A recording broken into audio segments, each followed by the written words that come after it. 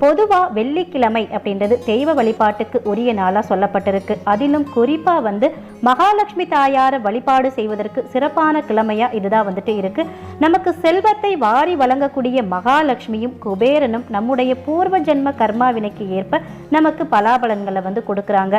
அதை அனுபவிக்க செய்யும் பொறுப்பு யாருக்கிட்ட இருக்கு அப்படின்னு பார்த்தீங்கன்னா சுக்கிர பகவானு கிட்ட இருக்கு. ஒருவர் செல்வந்தரா இருக்கிறதுக்கு அவங்களுடைய ஜாதகத்துல சுக்கிரனுடைய அருள் பார்த்தீங்கன்னா கட்டாயம் இருக்கணும். சுக்கிரனுடைய அருள் பெறணும் அப்படின்னா வெள்ளிக்கிழமையில வரக்கூடிய சுக்கிரஹோரையில நாம வழிபாடு செய்யணும். அந்த வழிபாட்டை நாம முறையா செய்தோம் அப்படின்னா நாம சுபகோக வாழ்க்கையை அனுபவிக்க முடியும். கடனில்லாத ஒரு வாழ்வு வாழ முடியும். அதை தான் இங்க நம்ம பார்க்க போறோம். ஒருவருடைய ஜாதகத்துல சுக்கிரன் நீச்சம் பெற்றிருந்தாரு அப்படின்னா உடல் ரீதியான ஆரோக்கிய ரீதியான பாதிப்புகள் அவங்களுக்கு ஏற்படும். சொத்து சுகங்கள் அவங்களுக்கு எவ்வளவு இருந்தாலும் பார்த்தீங்கன்னா அது முழுமையா அவங்களால